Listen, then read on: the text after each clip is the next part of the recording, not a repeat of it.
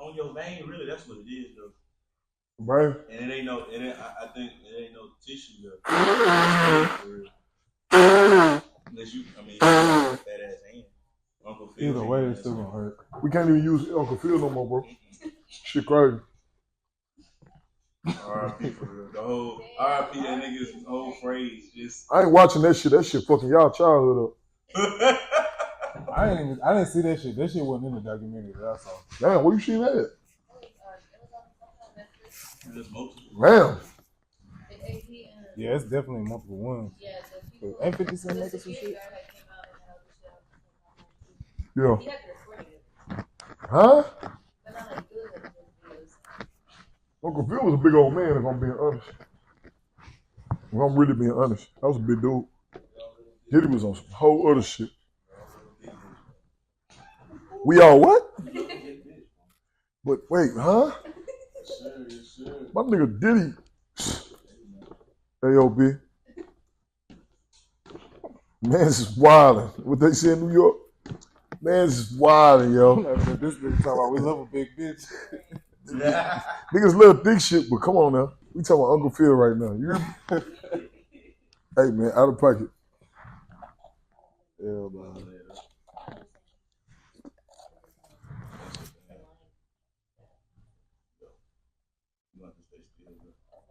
Yeah, you eating all day, huh? Every time I see on your story, you be eating some shit. This is my first time eating today, though. Yeah, I do be eating. I'm a vegetarian. Having to get that good shit in me.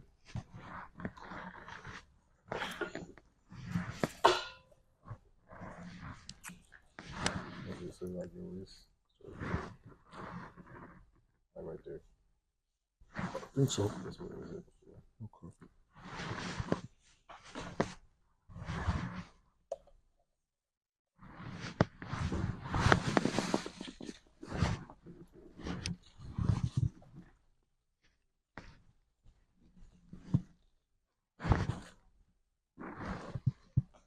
How long you been tattooing again, bro? I'm in my 8th year now. Yes, sir. What made you get into it? Tattooing? Shit, I just was getting a lot of them. I did graphic design, make clothes, all that good shit. Oh, so you been on that before the tattoo. That's hard. That's hard. And then I was getting a lot of tattoos, and I just like, shit, I could do this shit. You was getting them done on you. Yeah, I already had sleeves and everything before I started tattooing. Sleeves, hands, back of my neck, chest, ribs, all that shit.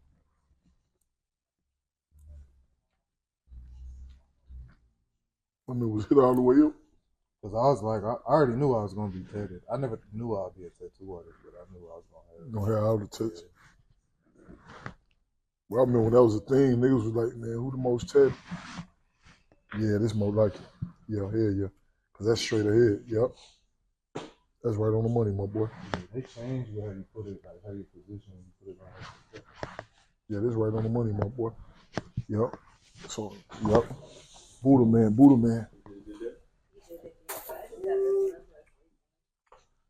Bro, did that gas, he went crazy. My nigga the GOAT, man. Y'all heal nice as fuck too. Usually when they heal, you'll see like little pieces of like where you got it, but that whole yeah, I ain't gonna lie, this is it. I'm glad we made the decision, bro. This is it. Cause now that I'm looking at in the mirror, yeah, that's perfect.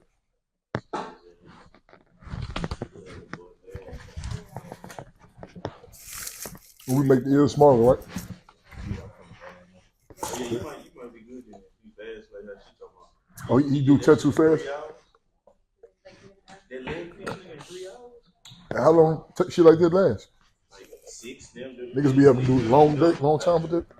Cause it I'm is thinking detailed. you talk about how long it do it last on the skin. I'm like, nigga, forever, nigga. Nah, usually, yeah, sessions like that be like 6, 7 hours. That is detailed though. I've been doing it so long now that I'm like confident in where I'm putting the ink, so I don't have to like put it in, look at it, try to decide what I'm gonna do. Then like I'm like, yeah, that's good. So I'm just like moving through it faster because I haven't done it. A lot of people get the same shit said it over and over, so I done did it all 100 times. You did Gates a few times too. I know you probably ain't did. No. That was the first time. Right there, bro. But a portrait is a portrait. Yeah. Face is a face. But his face is a little easier. That's one of the people I be listening to the most. Respect. Honor. What? I just edited your shit. I don't know what it's called. With it's like white and red or like white and magenta on the cover. Like the Arnold Schwarzenegger and the fucking Yeah, it's a natural album. Yep. We talk about you was storytelling on that bitch. Thank you, bro. Thank you, baby. That mean a lot to me. I ran through the whole album. That's crazy. You bleached that whole shit. Yeah. I was just telling the brother on the way here. I ain't get no mix to that album, so the album all rough and raw. Okay. So that's like an undisclosed. That's like lost tapes, damn near, like Nas lost tapes or like Tupac rough shit. Okay. Because all my music now, a little bit clearer. You make the ear smaller. Yeah, I got you. That was damn right. Shit kind of hurt. Might need a perk. You heard me? Make it twerk. Free Diddy. Out the box. You hear me? I seen Diddy on the. Oh man. Nah, no bullshit though. Yeah, that's way better. That's a wild man. I think it's way better. What's crazy about it though? If bro had them M's, I'd do business with him now. I gotta remember this is a billionaire we talking about. Thanks. All money ain't good money. I'm good with this. That's Thanks, what niggas was saying. Though, I think I seen like Glad say like, bro, if you hit me into him, like I'm pulling up. If he tripping, I'ma leave. I'ma leave, nigga. I'm me. I'm a gangster. I'm a man. I know how to be myself around anybody. If niggas gonna be that weird with Diddy just because he's a freak and he's into things you're not into, then niggas are basically homophobic. Basically. And I ain't trying to say this, not a man right. A man got a right to be homophobic, right? But on the same token, niggas be so big on not offending other people in this generation we in. Well, don't be offensive to that nigga freakiness. That ain't got shit to do with us, gang. Yeah, but if he get convicted of all them rapes and shit, yeah, if he get convicted of all the rapes, let me tell you why it's bad. Because we all got sisters, mamas, aunties, and women are not going to approve of us approving of that. Because we not with that type of shit. But at the end of the day, I don't think he raped no grown-ass man. Sorry. Now, the women, I can say, we can't fuck with that, a nigga that's raping women. But I ain't believing that he raped no men. It's going to be hard for me to believe that a grown-ass man, that a man raped him outside of a jail, whereas he had to be held down by other niggas. And, it get weird when it's you and another person and you can't do nothing about it. But you're a grown-ass man at a party, going to a room by yourself with a man. Off the bat, like, what setting are you in with this man to where he can rape you and you're a man? Yeah. Like, are y'all just at the house talking about $1 million deal you want? What's going on? Is it getting intimate and you not catching on? You getting drunk and high with this man? Think about it, as a man, though, we don't put ourselves in them situations. Took you on a date, you ain't know. We don't never put ourselves in them situations. As men, women, y'all put yourselves, it's sad to say, but women put themselves in situations where you could trust a stranger, and it could be a man and you not know how flirtation can lead to you being taken advantage of. Men, we don't get taken advantage of when a person is flirting with us, typically, unless it's financially. How a woman gonna take advantage of me because she flirting with me unless she financially taking advantage of me? How a man gonna take advantage of me if he flirting with me unless I'm knowing that I want something from him and I'm thinking I can get it without going all the way? I think there's plenty of people who could easily be taken advantage of, or tricked or whatever. But they had the experience to know, like, nigga, but this, and I'm gonna stay this. You're right, but we know exactly. But we know that they had interior motives too. Yeah, of course. Like you said, you hit it on the number though. They was trying to reach where that climax was. And they danced with the damn devil and didn't know he was gonna two-step battling them. Ooh, nah, listen, they baby or not.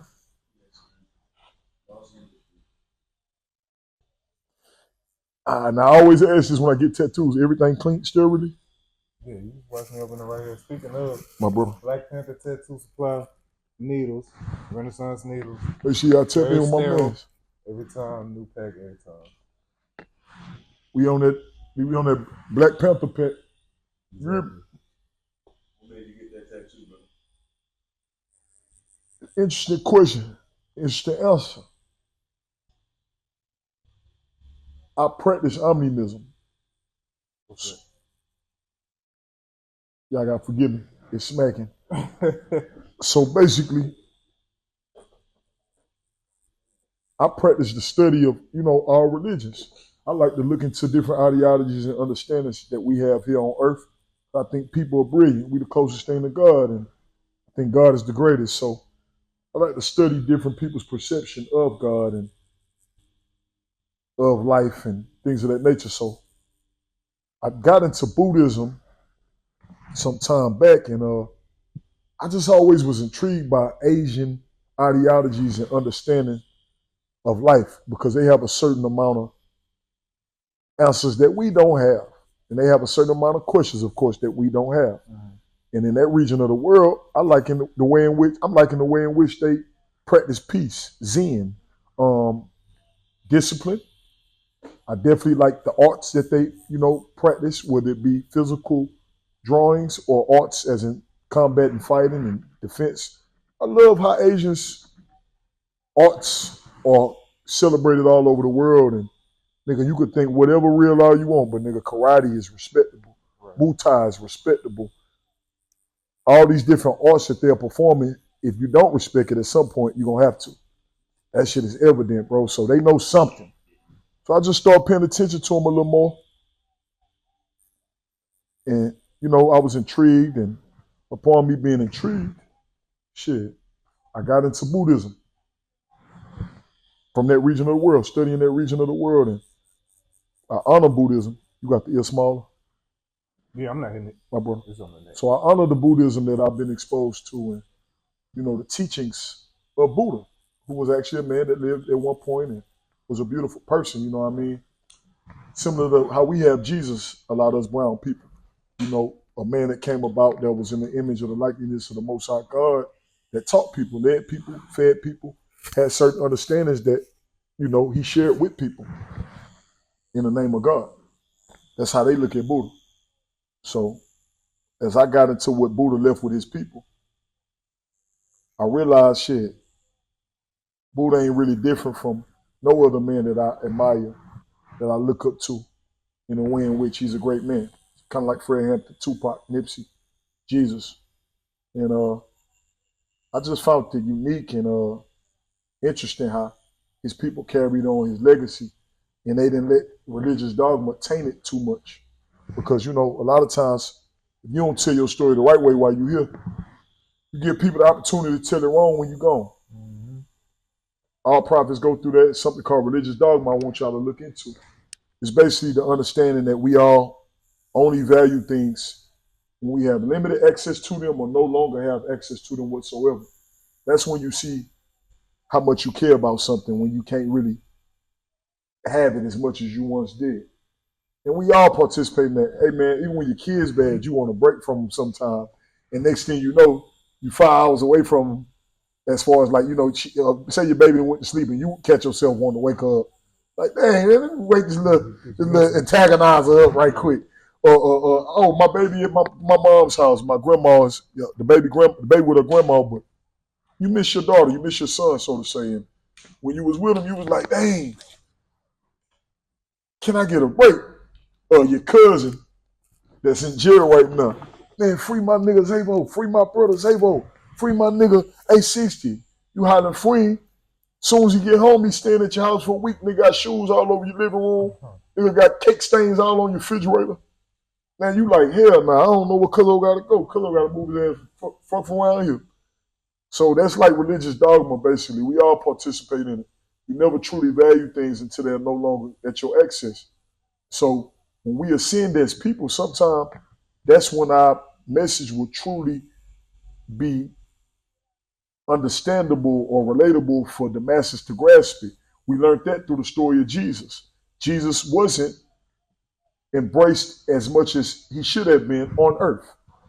As Jesus left the world, then people started to embrace and love and cherish and honor the story and feel regretful for how they, allowed him to die for everybody's sins they killed the Son of God, all this crazy shit. But Jesus was able to be crucified in front of how many people?